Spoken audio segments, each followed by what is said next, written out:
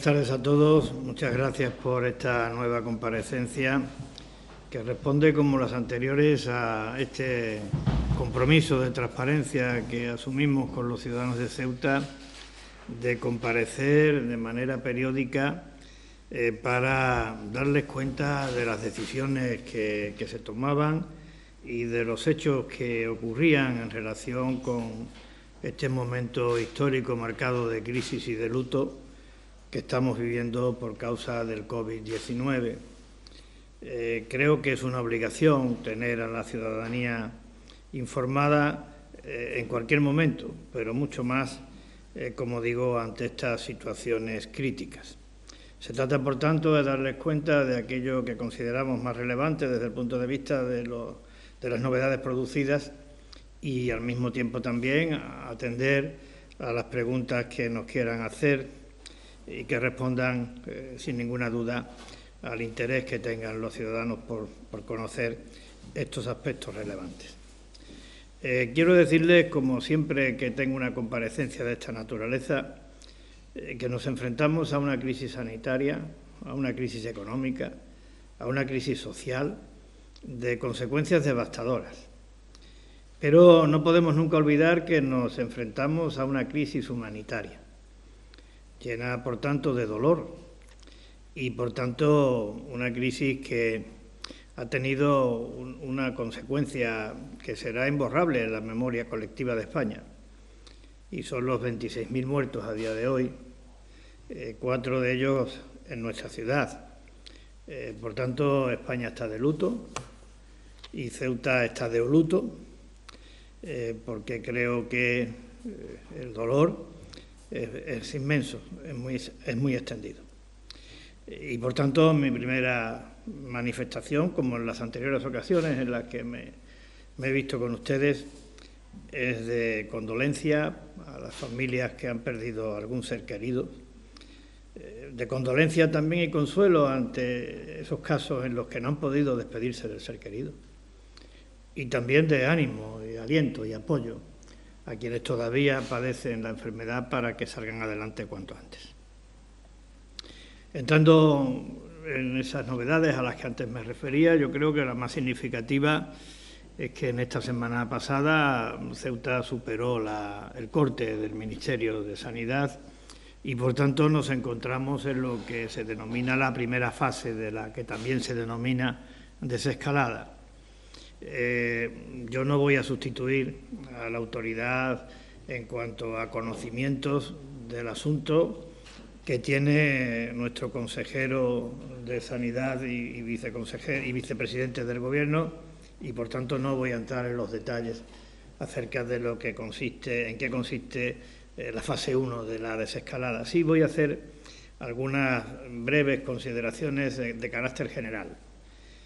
La primera de ellas es que esto significa que hay un cierto alivio, un primer paso en lo que se refiere al confinamiento, por tanto, un primer paso para volver a lo que todos deseamos, a una vida cotidiana normal para todos. También, dentro de ese primer paso, significa, de alguna manera, el inicio del rodaje para algunas actividades económicas que son muy importantes, para el comercio, para la hostelería, para los servicios. Después de haber tenido 2 meses prácticamente de cierres, levantar la persiana no es fácil.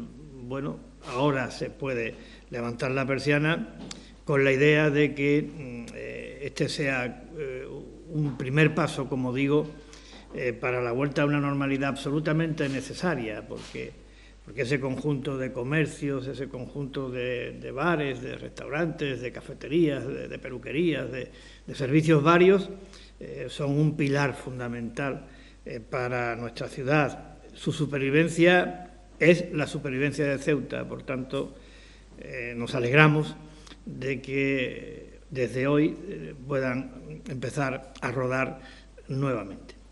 Esa era la primera consideración general que quiero hacer. La segunda tiene que ver con una consideración que me parece imprescindible, y es que esto no puede significar relajación, esto no puede significar bajar la guardia, no se ha ganado la batalla, mucho menos la guerra.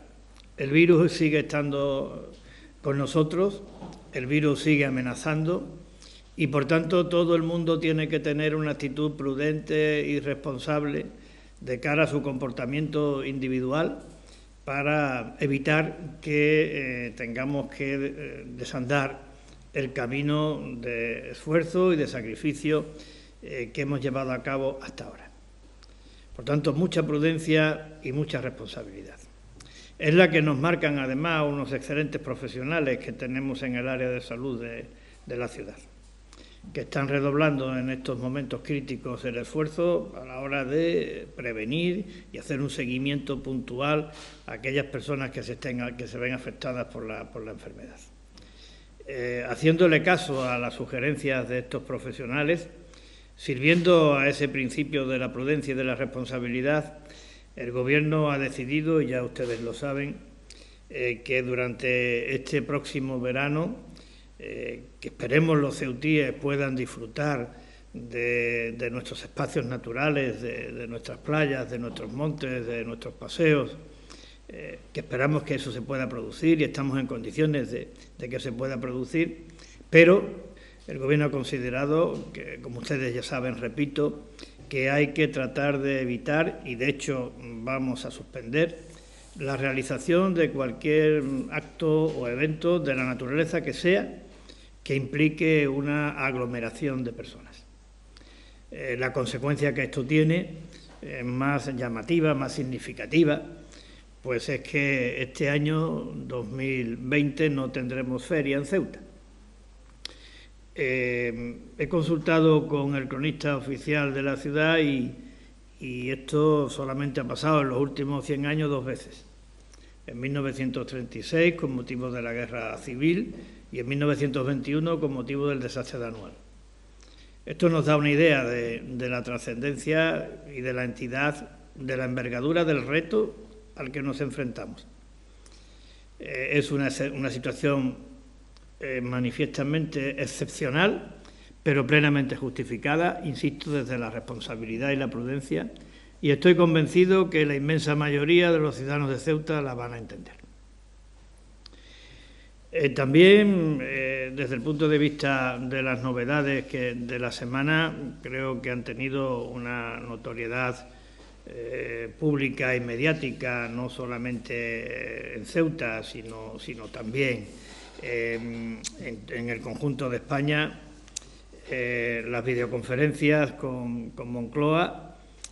Desde la última vez que yo comparecí ha habido 2, una fue el domingo día 3 y otra el día de ayer, y en relación con esas videoconferencias los 16.000 millones de euros anunciados de apoyo a las comunidades y ciudades autónomas. Bien, yo creo que también ustedes conocen, pero conviene recordar que el anuncio realizado por el Gobierno era echar un salvavidas a las comunidades y ciudades autónomas para que pudieran atender 3 objetivos fundamentales. Uno de ellos era el relativo a que pudieran cubrir los mayores gastos sanitarios que se habían producido como consecuencia de la crisis. Otro, que fuera un complemento a los mayores gastos de emergencia social, también derivados de la crisis. Y el tercero, que se pudieran atender las caídas que en los ingresos propios tuvieran las comunidades autónomas como consecuencia de la crisis. Las cantidades, 10.000 millones para el segmento sanitario, 1.000 millones para el segmento social y 5.000 millones para el segmento de la caída de ingresos propios. Bueno, esto fue un anuncio que todos los que estábamos en la videoconferencia del día 3 celebramos de manera sincera, porque además creíamos que era necesario garantizar la sostenibilidad presupuestaria y financiera de las autonomías españolas, de las comunidades y de las ciudades autónomas. Por seguir con la secuencia, después de aquella videoconferencia hubo otra videoconferencia entre la ministra de Hacienda y los consejeros de Hacienda de cada comunidad y ciudad autónoma, en la que se iba a descender al detalle sobre los criterios a seguir. Y en esa videoconferencia con la ministra de Hacienda se descendió un poco más al detalle y en nuestro caso surgieron profundas inquietudes, porque la ministra vino a decir que en el fondo de los 10.000 millones de sanidad no participarían las ciudades autónomas de Ceuta y Melilla, que en el fondo de los 1.000 millones se nos aplicaría el criterio que se tuvo en cuenta en el fondo de 300 millones, habilitado también por el Gobierno de la Nación para atender situaciones de emergencia social, es decir, un 0,5% del importe total, esto es 5 millones de euros, y que tampoco participaríamos del fondo de los 5.000 millones dedicados a la caída de ingresos. Honda inquietud, honda preocupación. Consideramos que ese planteamiento es absolutamente inaceptable y con esa actitud, con esa sensación, acudí a la videoconferencia de ayer con los presidentes autonómicos y el presidente del Gobierno de la Nación. Y le manifesté de una manera clara, yo creo que precisa, que era inaceptable, que no estaba de ninguna manera justificado el que nuestra ciudad, tampoco Melilla, no participara del fondo sanitario y no participara de la caída de ingresos. Lo manifesté con esta rotundidad la posición del Gobierno de la ciudad y al mismo tiempo lo argumenté para que los ceutíes sepan en qué consistieron mis argumentos. Voy a tratar de sintetizarlos. Empezando por el fondo de carácter económico, el que va dirigido a cubrir las caídas de ingresos. Si la ciudad tiene un tributo propio, que es el IPSI, cuyo rendimiento está directamente asociado a la evolución del PIB nacional, es decir, del Producto Interior Bruto Nacional, para hablar en términos que todo el mundo nos entienda.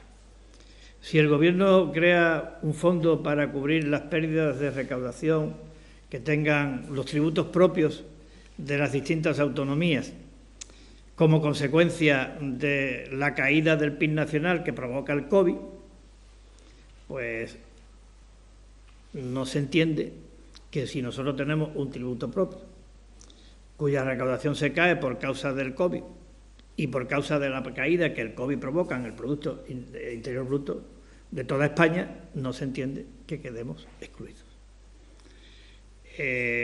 Y que, por tanto, sería absolutamente injustificado el que Ceuta quedara marginada, discriminada y excluida de este fondo.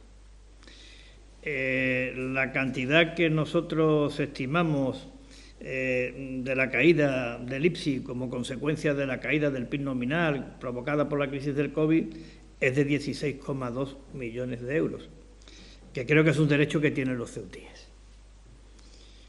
En cuanto al fondo sanitario, pues es verdad que no tenemos competencia en materia de asistencia hospitalaria, pero sí es verdad que tenemos competencias en materia de salud pública. Y en el ejercicio de esas competencias no se puede hacer más por parte de la ciudad autónoma. Es decir, yo creo que se ha hecho más de lo que se debe. Evidentemente se debe hacer lo que se está haciendo desde el área de salud de la ciudad, con un esfuerzo extraordinario del personal, hacer el seguimiento puntual de cada contagiado y de su entorno diario, embarcarse en la compra de material de protección y de test, cuidar expresamente del funcionamiento y de la seguridad de nuestras residencias de mayores. Esto es lo que se debe, y lo que se debe se ha hecho, creo que razonablemente bien, por ser también humilde en la valoración. Pero es que se ha hecho más de lo que se debe, porque no teníamos por qué habernos hecho cargo del confinamiento y del alojamiento de los inmigrantes marroquíes irregulares que se encontraban en Ceuta tras el bloqueo de la frontera. Y por imperativo, por mandato, por requerimiento del Gobierno de la Nación, lo hicimos.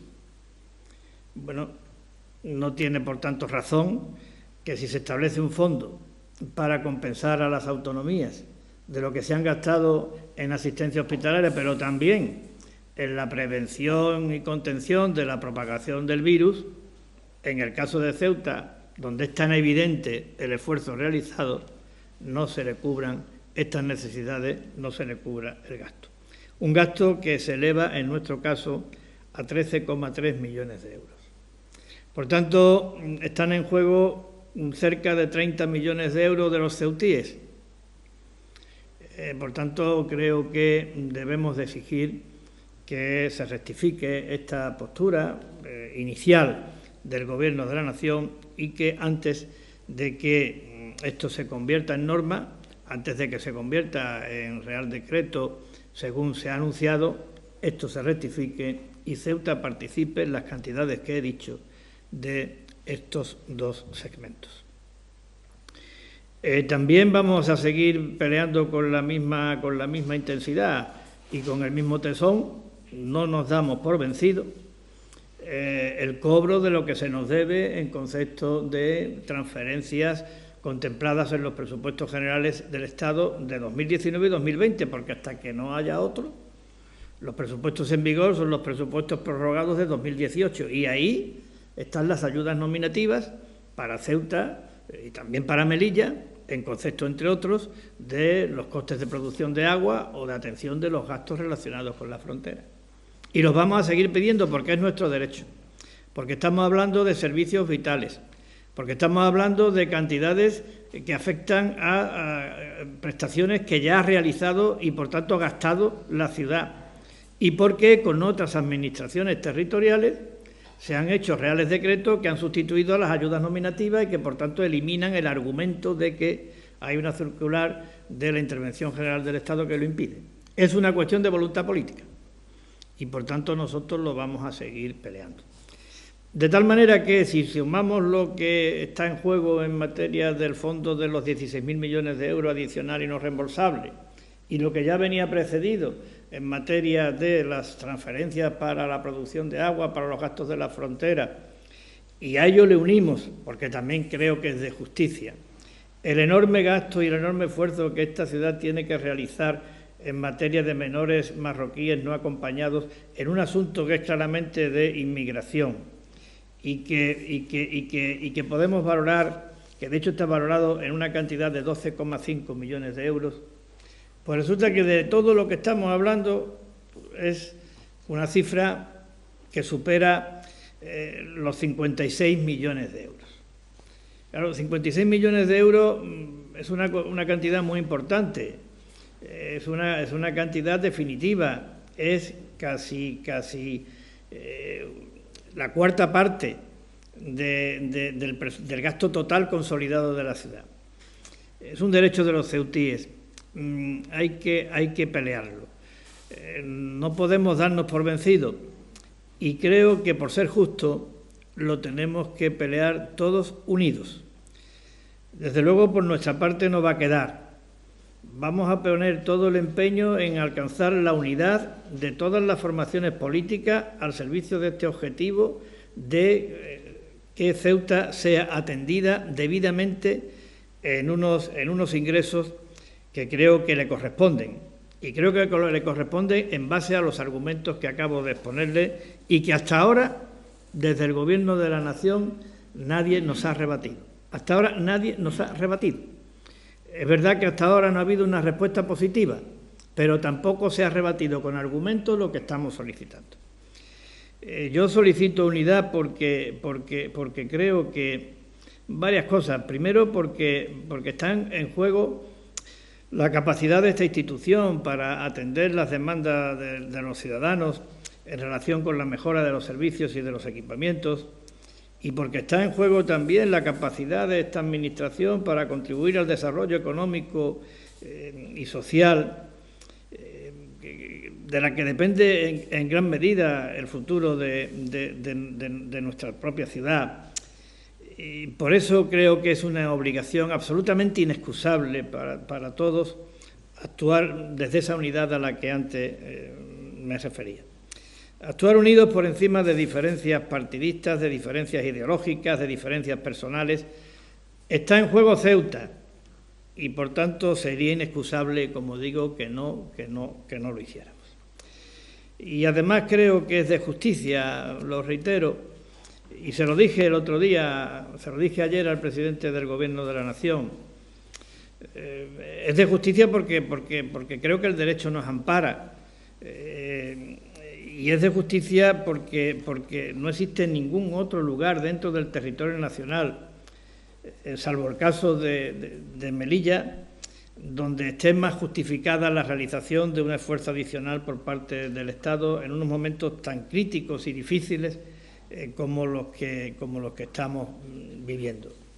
Ningún territorio de España sometido a tantos condicionantes, a tantas limitaciones, a tanta vulnerabilidad, a tantos riesgos, incluso me atrevería a decir que a tantas presiones y hostigamientos por parte de un país tercero. Ningún lugar, por tanto, donde esté más justificado cumplir con el mandato constitucional de acudir en socorro de España allí donde España esté en peligro. Creo que debemos de asumirlo como tal, como un reto de futuro, como un reto de todos, y actuar de manera unida al servicio de cumplir con el mencionado objetivo.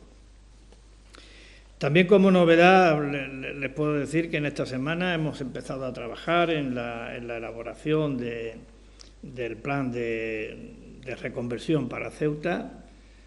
Se ha celebrado la primera reunión de trabajo. Esto lo está coordinando el vicepresidente del Gobierno de la ciudad, que tiene como cometido específico atender estas funciones.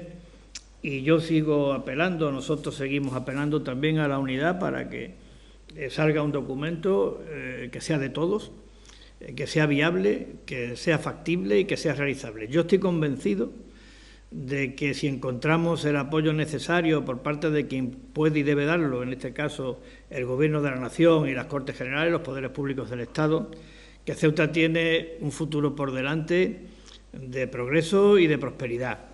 Tenemos muchas oportunidades, tenemos muchas fortalezas que hay que saber aprovechar, tenemos una gente y en particular un segmento y un tejido empresarial acostumbrado a sortear dificultades, se ha curtido a través de esa capacidad para adaptarse a las circunstancias cambiantes, y tenemos un gen propio de los ceutíes que sitúa a Ceuta como un lugar donde la personalidad se ha forjado a base de coraje y valor para resistir. Por tanto, con todos esos factores, si le ponemos voluntad política, si somos capaces de unirnos, también podemos plantear de cara al futuro un modelo económico más sólido, más estable, que no dependa de decisiones que se puedan tomar al otro lado de la frontera. Y ya para no alargarme mucho y de manera sucinta, porque creo que estoy empleando demasiado tiempo, quisiera contarles algunas otras novedades relativas a esa tercera cuestión, ¿no?, que está caracterizando la acción de Gobierno desde hace un par de meses. Una es el tema de atender la crisis sanitaria, otra es, como hemos dicho, atender las relaciones con el Gobierno de la Nación para procurar obtener el mayor apoyo posible del Gobierno de la Nación en estos momentos tan críticos, a través de distintas videoconferencias de las que yo tengo con el presidente. Y la tercera es el plan de choque que aprobamos. No les voy a relatar otra vez el plan de choque.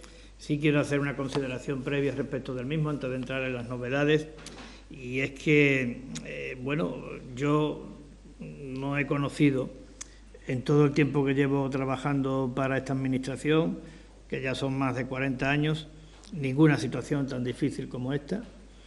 Y también es verdad, y esto lo digo con satisfacción y orgullo, no he visto nunca tanto compromiso, tanto empeño y tanta entrega por parte de un grupo de funcionarios y de empleados públicos de esta casa verdaderamente ejemplares. que están dando lo mejor de sí para que este plan de choque salga adelante y que en un tiempo récord están consiguiendo cosas que a mí me parecían imposibles de poder lograr, pero se está logrando y se está logrando gracias a esa actitud y a esa entrega. Yo quiero hacer un reconocimiento público porque me parece de justicia. Las novedades.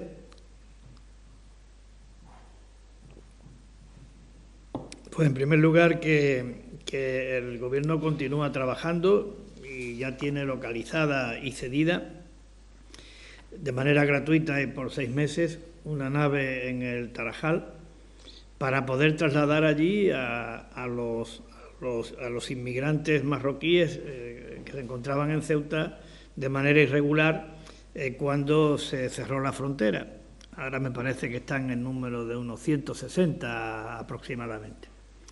Quiero decir que este traslado es un traslado necesario, conveniente, pero no porque lo diga yo, es un traslado necesario y conveniente porque así lo dicen los servicios de protección civil y porque así lo dicen los servicios de sanidad.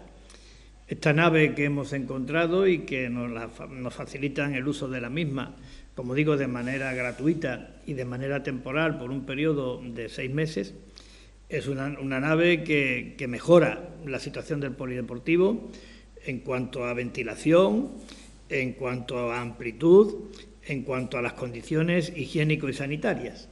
Es decir, que los inmigrantes van a estar mejor de como están ahora en el polideportivo. Es verdad que para que esto se pueda realizar necesitamos la autorización por parte de la delegación de gobierno. Es verdad que esa autorización la hemos pedido, pero esperamos que se nos confirme por escrito. Esto, además, quiero tratarlo con absoluta transparencia para evitar ningún tipo de suspicacia.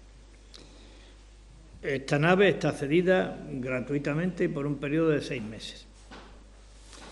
Y quiero decir también que desde hace meses la ciudad viene buscando una nave que permitiera el traslado a la misma del actual almacén municipal, desde hace varios meses. ¿Y por qué ese traslado? Pues ese traslado está relacionado con el intento de mejorar las instalaciones en las que ahora mismo se encuentra la base del servicio de recogida domiciliaria de basuras y limpieza viaria, que como saben ustedes se encuentra en Benzú y que se encuentran en unas condiciones manifiestamente mejorables desde el punto de vista de la prevención de riesgos laborales y que además están a mucha distancia del centro geográfico de la ciudad, lo cual significa emplear mucho tiempo en ir y volver de la nave para prestar el servicio. Si ese tiempo se acorta, se mejoran los rendimientos de un servicio muy importante como es este servicio de limpieza. Por tanto, veníamos buscándola. Y una de las posibilidades es esta nave que ahora se nos ha cedido. Pero no quiere decir que sea la única. Y no quiere decir que se vaya a comprar esta nave.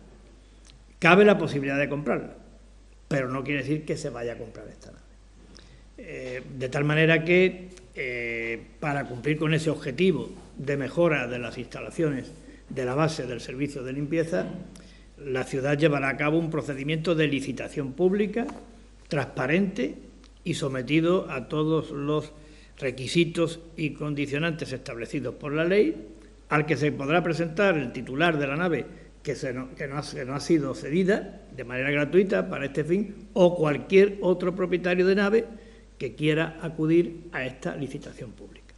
Y se resolverá en favor de la mejor oferta, sea esta o sea otra. Esta es la situación y para evitar cualquier tipo de suspicacia al respecto, yo creo que es oportuno que se aclare. Esta es la novedad, una de las novedades en cuanto a la ejecución del plan de choque que, como les digo, tenía tres objetivos fundamentales. El primero de ellos era contribuir a la prevención y a la propagación del virus.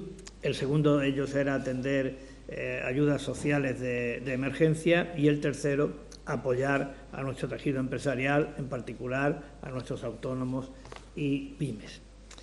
La nave va dirigida a esa cuestión de la contención de la propagación del virus, atendido el requerimiento formulado por la delegación del Gobierno de que nos tenemos que hacer cargo nosotros como ciudad, pese a ser un tema de inmigración, de los inmigrantes. Pero no importa, es decir, estamos para cumplir con el estado de alarma y con todas sus consecuencias. Otra novedad que les quiero comentar es que la semana pasada, por tanto, después de mi última comparecencia, llegaron a Ceuta los 2.000 test de diagnóstico rápido que fueron donados por la marca Festina y que ya han salido de Madrid los 9.000 que faltaban del primer pedido, con lo cual, en cuanto que lleguen a Algeciras, pues ya estarán próximamente en Ceuta de una manera rápida, como se hizo en la primera entrega. Y en esta semana pues contaremos con 11.000 nuevos test de diagnóstico rápido que creo que van a ser fundamentales para ir informando a las autoridades competentes acerca de cómo evoluciona Ceuta respecto de la epidemia en función de cómo vaya pasando en las distintas fases. Creo que otorga fiabilidad, seguridad, consistencia y elementos de juicio científicos a quienes tengan que tomar las decisiones acerca del pase de una u otra fase, en beneficio, por tanto, de los ceutíes. También que hemos alcanzado la cifra de 1.500 ayudas de carácter social y por razones de emergencia por un montante total de 300.000 euros y que se han intensificado notablemente las relaciones al servicio de este mismo objetivo entre el Gobierno de la ciudad y las entidades colaboradoras de bancos de alimentos, de Cáritas, de Luna Blanca y de Cruz Roja. También decirle que en un tiempo récord se ha puesto en marcha el fondo de 10 millones de ayudas para autónomos y pymes. Concretamente se han redactado las bases, eso ya se los dije a ustedes, pero ya se han empezado a aplicar las bases. Y ya en esta última semana se han tramitado 700 ayudas. Estas 700 ayudas suponen una inversión de 1,3 millones de euros. Afectará a 1.200 trabajadores, entre ellos a 600 autónomos. Por tanto, un primer tramo dentro de los 10 millones, pero que son cifras sin duda alguna alentadoras. También esta semana se ha cubierto los préstamos a largo plazo que la ciudad había pedido para poder llevar a cabo el plan de choque de los 70 millones de euros, para poder llevar a cabo el expediente de modificación de créditos que fue inicialmente aprobado. Por tanto, el miércoles, cuando se reúna el Pleno sabrá que la condición establecida para que el plan fuera viable, de que tuviera la suficiente financiación, está cumplida. Se han pedido 65 millones de euros aproximadamente y se ha cubierto por exceso, es decir, se han presentado dinero o ofertas por mayor importe de lo que se estaba demandando. Esto es una prueba de solvencia de esta institución. Yo le quiero transmitir a las entidades financieras, primero, que les agradezco el que confíen en la ciudad autónoma de Ceuta y, en segundo lugar, que tengan la plena seguridad que, como ha sido siempre, esta Administración va a cumplir con sus obligaciones. Esto será sometido el miércoles al Pleno de la Asamblea y, al mismo tiempo de esto, pues también irá un apartado dentro de la propuesta que hace la consejera de Hacienda de establecer un nuevo fondo financiado con esa aportación de los 16.000 millones de euros relativa a fines sociales, que está garantizada en 5 millones de euros, por lo menos en la primera posición que ha manifestado el Gobierno de la Nación, y que permitirá dotar 2 millones de euros para atender a los trabajadores de Ceuta que se encuentran sometidos a ERTE, para compensarles del 30% de retribución que pierden en estos meses a razón de 200 euros por trabajador. Estos 2 millones de euros pueden tener una cobertura para 3.000 trabajadores, que son los que actualmente se encuentran en esta situación. Por tanto, una manifestación más del compromiso de esta institución con los ceutíes, con quienes peor lo están pasando como consecuencia de la crisis. Y por último, decirles que en el plan de obras para pymes y en el plan de tratar también de estimular, incentivar y darle posibilidades, expectativas de trabajo a los profesionales del sector de la construcción, me refiero a arquitectos y técnicos de la ciudad, que en cuanto a las obras, ahora mismo tenemos 88 actuaciones en trámite para poder salir a su adjudicación de manera inmediata, que significan un importe de 4.128.000 euros.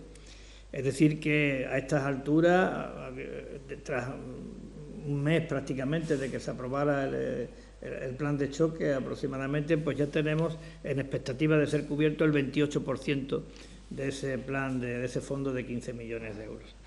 Y en cuanto a lo de los arquitectos, ingenieros y técnicos, pues que hay encargados o a punto de ser encargados 38 proyectos por un importe total de 230.000 euros, que significan el 23% del total de los recursos asignados para esta finalidad. Esto cubre la primera parte de mi comparecencia, que era aquella que trataba de recoger las novedades más importantes ocurridas desde mi última comparecencia en relación con la crisis, y ahora queda la segunda parte, que son las preguntas que quieran ustedes realizarme en relación con esto o con cualquier otra cosa.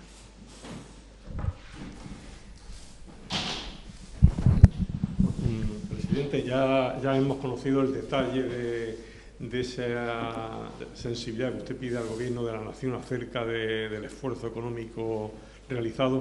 Yo quisiera saber la percepción que usted ha tenido, porque ya conocemos que son muchas las peticiones que usted formula y el silencio en la respuesta hasta ahora. En este último caso, ¿qué percepción ha tenido usted? ¿El Gobierno de alguna forma ha mostrado algún tipo de sensibilidad? ¿Se ha silenciado como en otras ocasiones?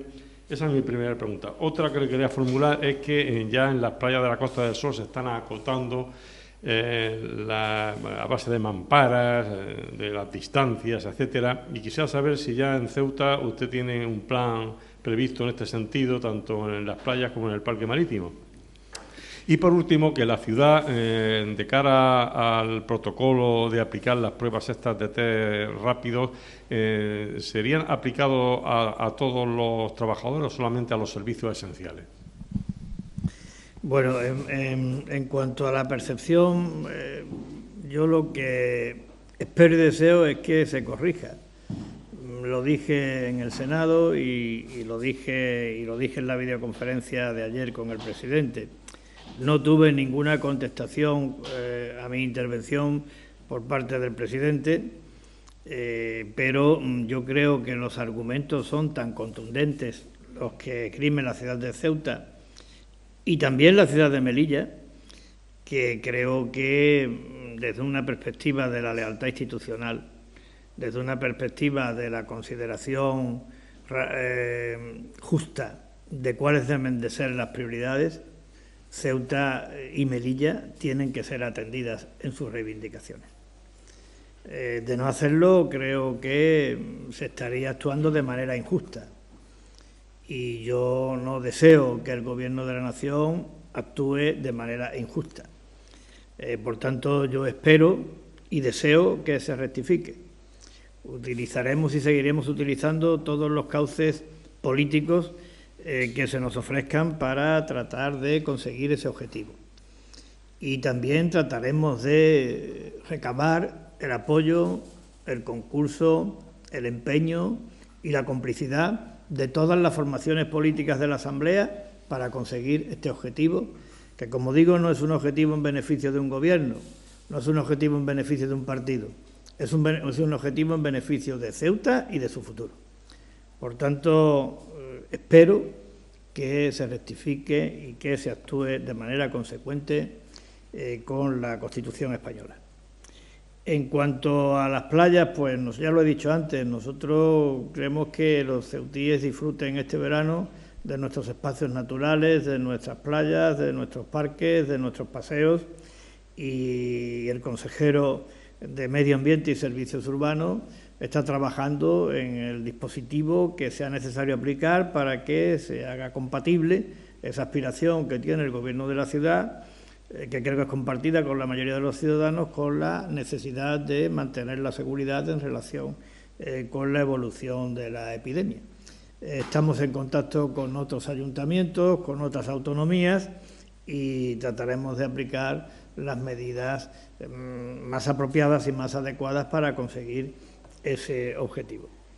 Y los test rápidos, la Consejería de Fomento viene estableciendo un criterio desde hace tiempo, y es que todos aquellos trabajadores que pertenezcan a lo que pudiéramos considerar servicios esenciales, que hayan tenido que salir de Ceuta por cualquier motivo o que vengan de fuera de Ceuta, pero que sean de servicios esenciales, pues tienen dos opciones.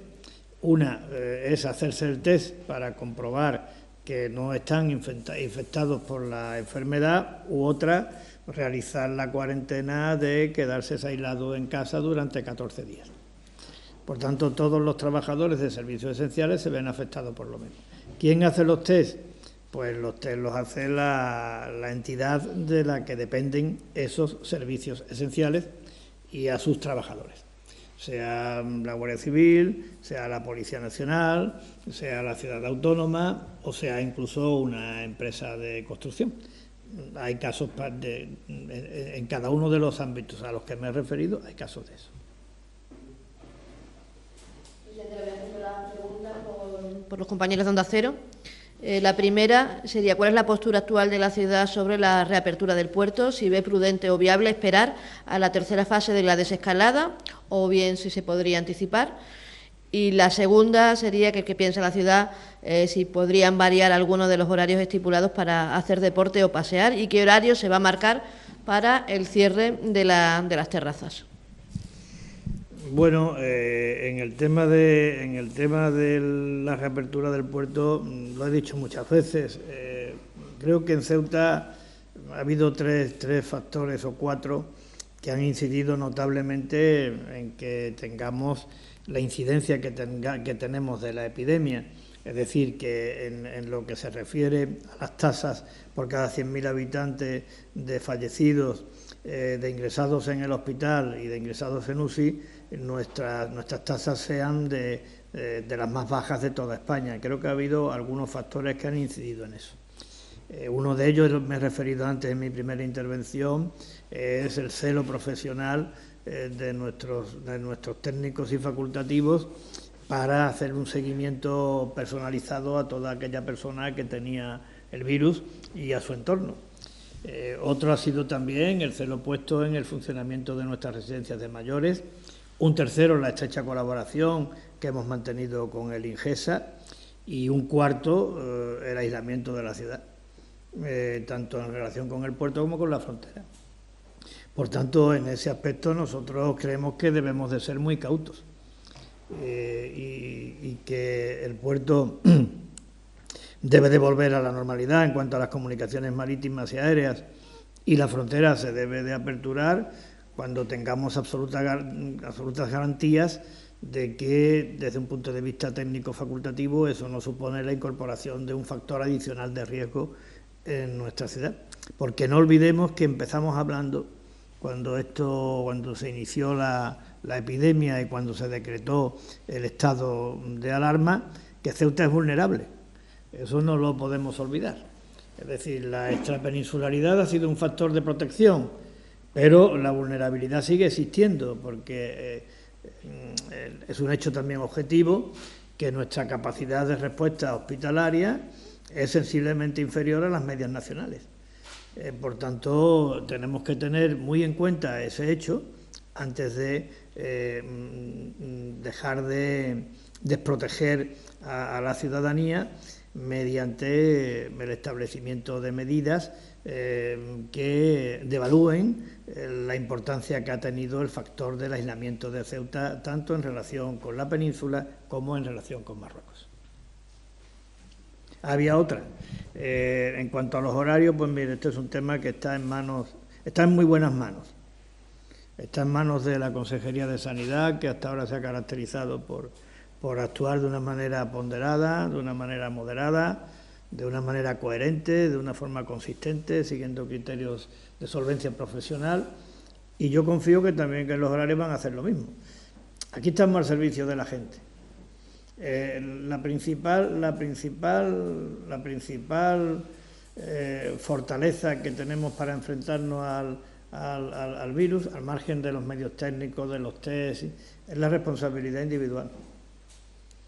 El que cada uno sepa lo que debe de hacer y haga lo que debe de hacer, individualmente, asumiendo una responsabilidad, porque al final la batalla se gana con la suma de muchas responsabilidades individuales, coherentes, responsables, cívicas y disciplinadas.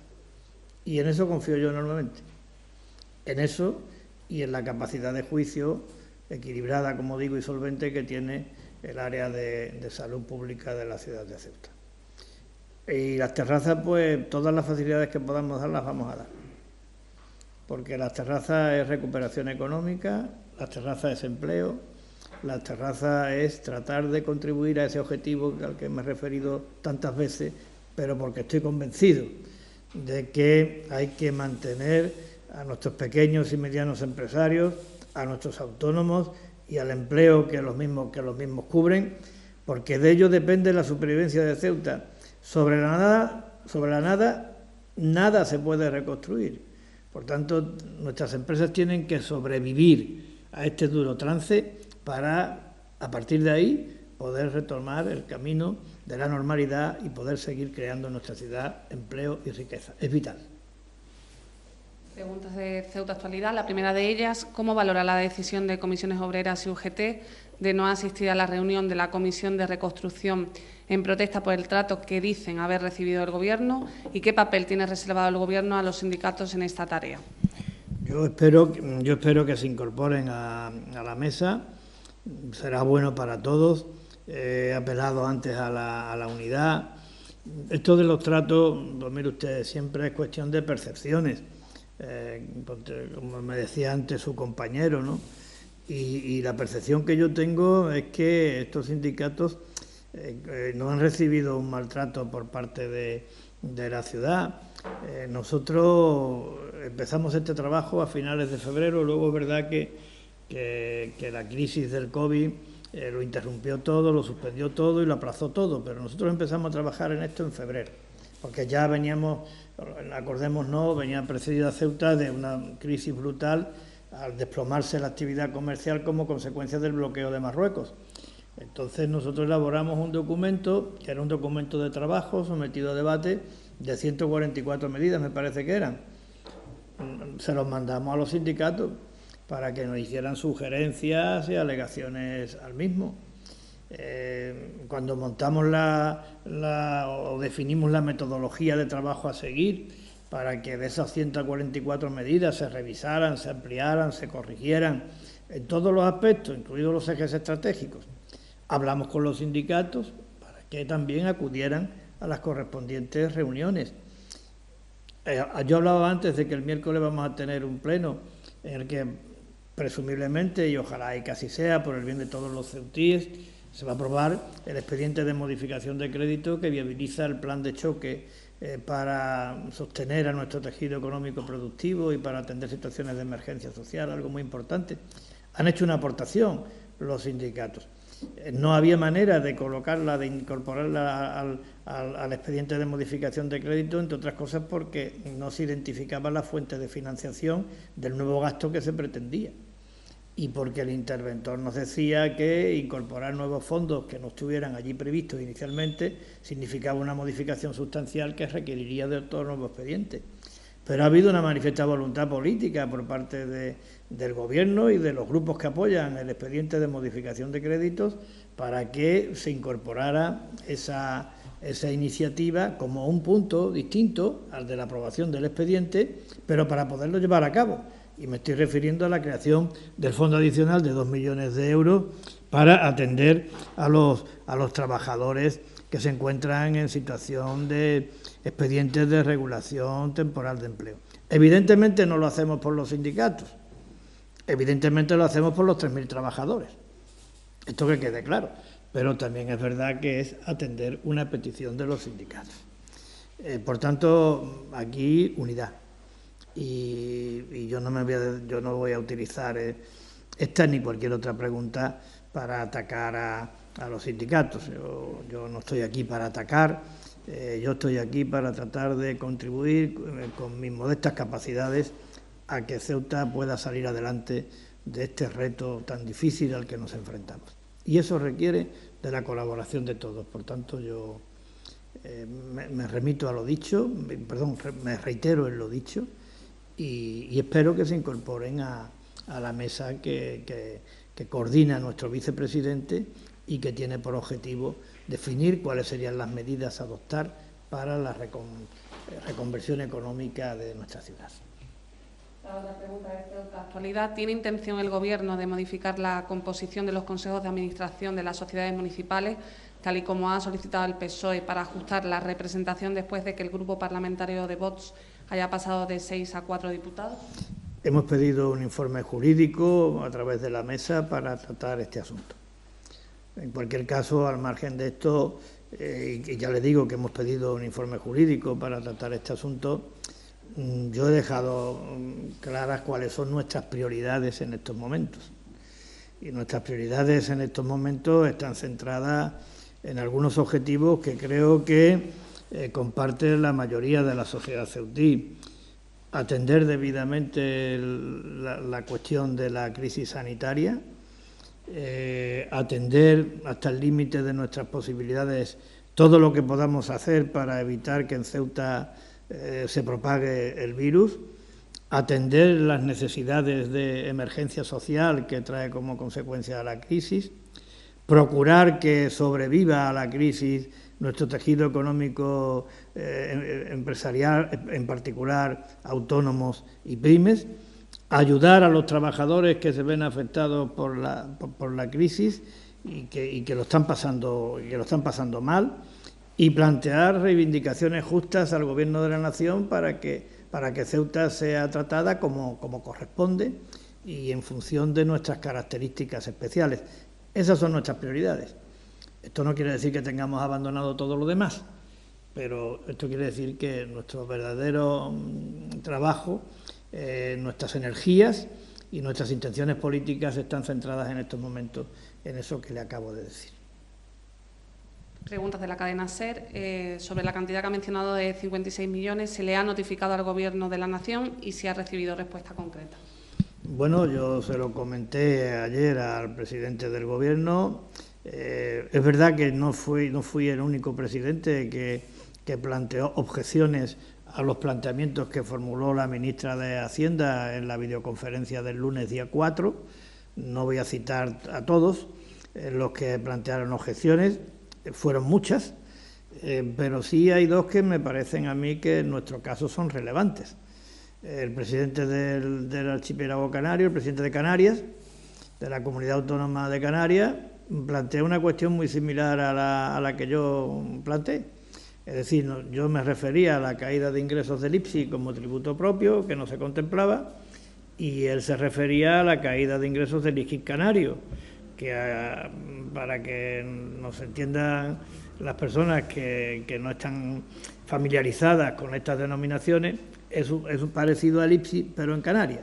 IGIP significa Impuesto General Indirecto Canario. Pues bueno, planteó también que se tenía que contemplar las pérdidas de recaudación del IGIP, y también el presidente de Melilla pues habló en los mismos términos que yo. Por tanto, creo que esto tiene que todavía recorrido, esto tiene debate, esto tiene que pasar por el Parlamento Nacional en las Cortes Generales, habrá la posibilidad de enmiendas. En cualquier caso, yo todavía no he obtenido ninguna respuesta, pero esperemos obtenerla. Desde luego, también la ministra de Hacienda tiene encima de la mesa una carta remitida por las consejerías de Hacienda, tanto de Ceuta como de Melilla, porque esto es una cuestión que nos afecta a las dos ciudades, hay que enfocarla desde el plano institucional y desde esa perspectiva también tiene conocimiento la ministra de Hacienda, y yo lo que espero es que todos rememos en la misma dirección. Y me excedo en el comentario.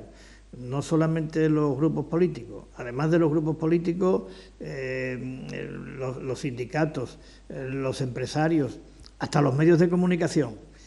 Es decir, mire, se puede criticar al gobierno, se puede y se debe criticar al presidente del gobierno, un servidor, pero cuando se trata de defender a Ceuta, yo creo que todos debemos de estar a una. Y ahora lo que está en juego es defender a Ceuta. La otra pregunta de la cadena SER, si la ciudad recibe la nave por 6 meses, ¿entiende que el porteo ya es historia? Bueno, yo no estoy en condiciones de poder hacer previsiones al respecto de esta pregunta. Lo que sí es cierto es que desde el mes de septiembre del año pasado, Marruecos decidió cortar todo tipo de relaciones comerciales con Ceuta. Lo cierto es que desde el mes de septiembre del año pasado se interrumpió el comercio atípico, se prohibió cualquier tipo de paso de mercancías al vecino país a través del régimen de viajeros, incluso las que llevaban en bolsitas las propias empleadas del hogar que venían a trabajar a Ceuta, y también se pusieron todas las trabas del mundo para que los turistas vinieran a Ceuta a satisfacer lo que se venía realizando, esas actividades de turismo, de ocio y compra. Estos son los hechos. Por tanto, yo no tengo ningún dato para poder valorar y para poder afirmar que Marruecos va a cambiar de actitud. Yo esto no estoy en condiciones de hacer ninguna previsión solvente al respecto.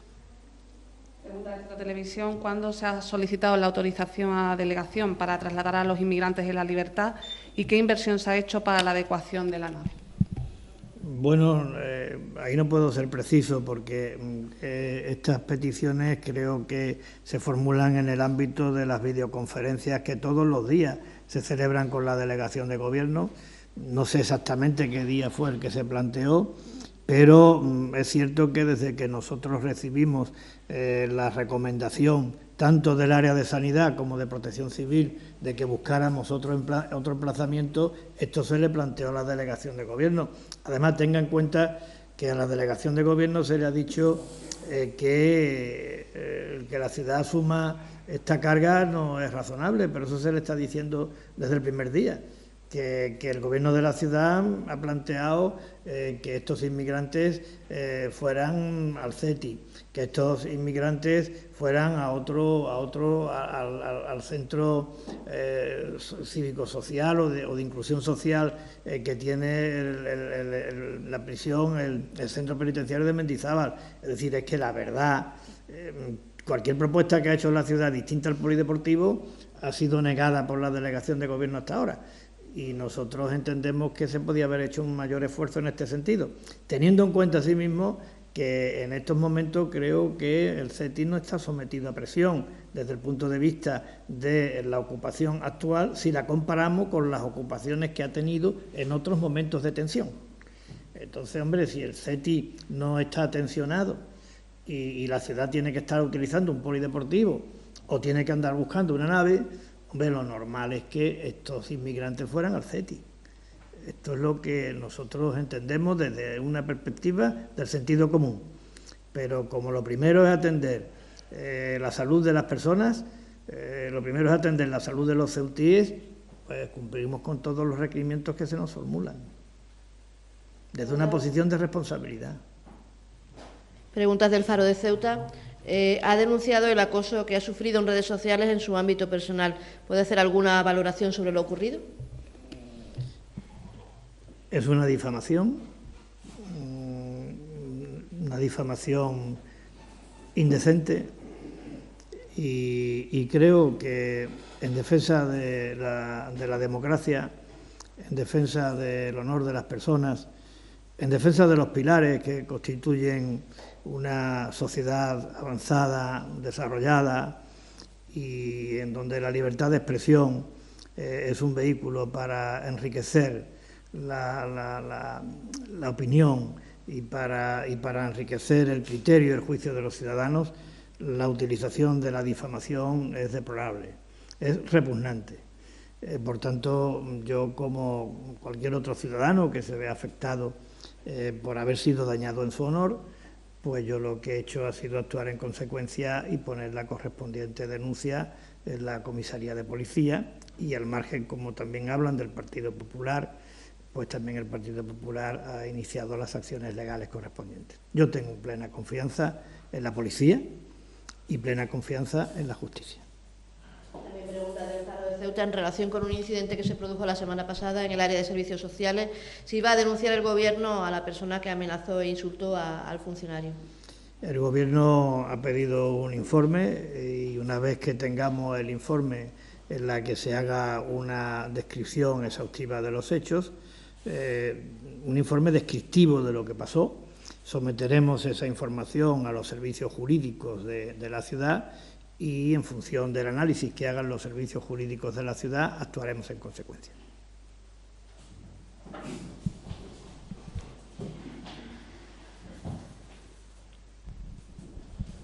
Presidente, yo quería preguntarle, el otro día no se quiso decir quién había cedido la nave, no sé si lo puede... Sí, la nave la ha cedido la empresa Ventolila. Y luego, con respecto a los tránsfugas, a los no adscritos, el reglamento creo que dice literalmente que en 15 días hay que proceder a rehacer, a reformarlos. Pero no es tan automático, porque claro, aquí, hombre, es entrar un poco en pormenores del asunto que yo esperaría. La prudencia aconseja que esperemos el pronunciamiento de la Secretaría General. Pero aquí hay varias consideraciones que hacer. Si resulta que la solución estuviera en que todo aquel diputado no adscrito tenga una representación en los órganos gestores de cada sociedad o de cada organismo autónomo, claro, lo que tampoco puede pasar es que un diputado no adscrito tenga más representación que un diputado adscrito. Entonces, claro, podía darse el absurdo de que los consejos de administración o los órganos de gestión de los organismos autónomos estuvieran compuestos por los 25 miembros de la Asamblea. Y claro, entonces no tendría ningún sentido, porque eso entorpecería el normal funcionamiento del órgano de gestión. Yo creo que hay que distinguir, pero cuidado, sometiendo todos los comentarios que estoy haciendo al informe jurídico que hemos pedido. Hay que distinguir entre órgano rector y órgano de gestión. El órgano rector de una sociedad es la Junta General, y en la Junta General están representados todos los diputados. La Junta General podría decidir que los consejos de administración los compusieran un número determinado de personas que ni siquiera fueran miembros de la Asamblea. Por lo tanto, digamos que no existe un derecho automático de ser diputado de la Asamblea a tener que pertenecer a un consejo de administración. Hay muchos miembros de la Asamblea que no pertenecen a un consejo de administración y están en la Asamblea. Es más, podía ser que en el consejo de administración no estuviera ninguno, porque todos fueran personas distintas a los miembros de la Asamblea. Por tanto, ese automatismo no existe. Evidentemente, lo que no podemos eliminar es, ni debemos, ni queremos, es eliminar la presencia de los diputados de la Asamblea de las juntas rectoras de las sociedades, que son sus juntas generales, y ahí están, y con los mismos derechos que tiene el reglamento para los diputados no adscritos, es decir, la posibilidad de presentar propuestas, de hacer interpelaciones, las mismas. Por tanto, creo que ese automatismo no es tan claro y hay que esperar al informe que se emita por parte de los servicios jurídicos. También querría saber, ¿ya tienen estimado cuánto se van a ahorrar en festejos entre ferias, San Antonio, etcétera? ¿Y a qué va a ir esa cantidad? Aquí está el responsable del área, está haciendo los números correspondientes.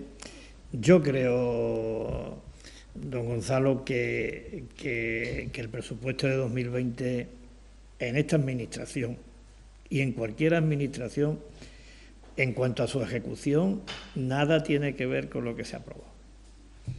Y el del 21, pues lo mismo. Es decir, si le estoy hablando que vamos a tener una caída del IPSI de 16 millones de euros, es verdad que nosotros tenemos un fondo ahí con la refinanciación para el año que viene de 17 millones de euros, pero tanto desde el punto de vista de los ingresos como desde el punto de vista del gasto, es que nada va a tener que ver. Entonces nosotros lo que estamos planteándonos es primero, salir de estos asuntos en los que estamos, que van a significar despejar incógnitas importantes. Es decir, se va a atender el tema de los MENA de la manera que se debe por parte del Estado. El Estado va a asumir esa competencia y si no la asume, mientras que la asume, que creemos que es la solución, el Estado va a cubrir todo el gasto que la ciudad viene realizando en un tema de inmigración como hemos pedido. Una incógnita importante. Se va a conseguir que se nos pague lo que se nos debe del 19, que son 7,2, y que además se reconozca lo del 20, que son otros 7,2, que están en los presupuestos en vigor. El fondo reembolsable de 16.000 millones, ¿se van a atender las peticiones que hemos hecho? Es decir, son incógnitas muy importantes que van a condicionar el devenir presupuestario de esta institución en el 20, en el 21, en el 22 y en el 23.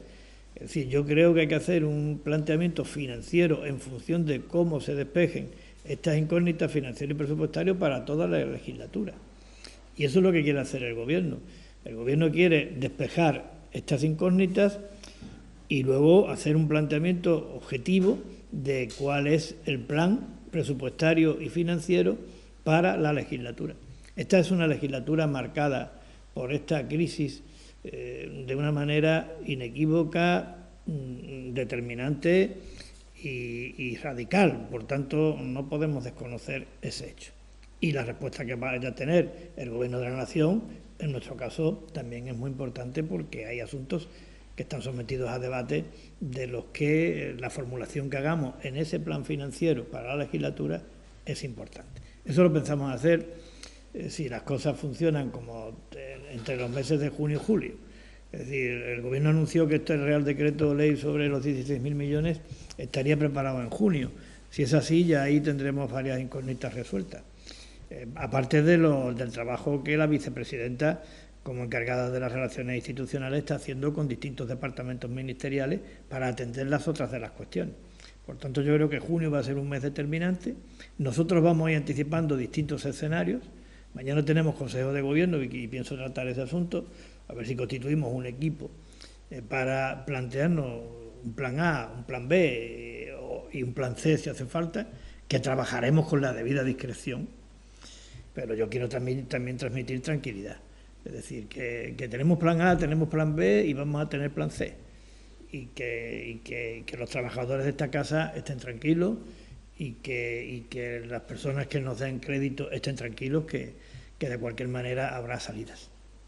Y por último, me gustaría preguntarle por el hotel, que lleva 2 meses vacío. No sé si en alguna ocasión las personas que están alojadas en polideportivos o otras necesidades habitacionales, ¿por qué no se han cubierto ahí cuando los gastos fijos se siguen asumiendo íntegramente, creo? ¿A corto, a medio, a largo plazo? ¿Cuál es el futuro del hotel? Sí, el hotel no se ha utilizado hasta ahora porque el hotel estaba previsto para que se pudiera medicalizar. Es decir, el hotel, tengo en cuenta eso que le he dicho anteriormente, Ceuta tiene unos niveles de cobertura sanitaria sensiblemente inferiores a las medias nacionales. Si aquí hubiera habido una necesidad de hospitalizar a gente superior a la capacidad que tiene el hospital universitario, tendría que haberse utilizado el hotel. Entonces, eso nadie lo ha descartado y hasta ahora, sinceramente, nadie todavía lo ha descartado. Es que la enfermedad, la epidemia no ha pasado, ¿eh? Que porque hayamos pasado la fase 1 no significa que ya el virus haya ido. El virus está aquí, entre nosotros. Entonces, si hay un rebote y además los rebotes del virus o la aparición del virus se propaga con tal rapidez que en un momento determinado te puedes encontrar con 40, 50, 70 personas que requieran de una hospitalización y ¿dónde los metes? Entonces, veamos nada más que no hace falta irse a China. Lo que ha pasado en Italia o lo que ha pasado en España, en muchos sitios. Por tanto, eso tiene que estar previsto. Tiene que estar previsto también, por si acaso, los sanitarios. En un momento determinado hay que aislarlos de su familia y hay que meterlos en un sitio. Por tanto, tiene que estar ahí. Y tiene que estar previsto también si hubiéramos tenido que sacar a gente de nuestras residencias de mayores ante una eventualidad. Por tanto, creo que hemos hecho lo prudente. Lo prudente implica gasto, ¿eh? Pero claro, aquí se ha puesto en la balanza, ¿qué prima más? la salud de las personas o el gasto de tenerlo abierto, y hemos elegido la salud. Ahora tendremos que arreglar lo del gasto. Para eso tenemos aquí especialistas consumados en el ámbito de arreglar el gasto. Pero lo primero era la salud y creo que esa contingencia sigue estando prevista. Conforme vayamos evolucionando, señor Testa, y vayamos viendo también veamos cómo evoluciona la epidemia en el resto de España y en el resto de Europa, pues irán tomando decisiones, pero hasta ahora ha sido la prudencia la que ha justificado el comportamiento.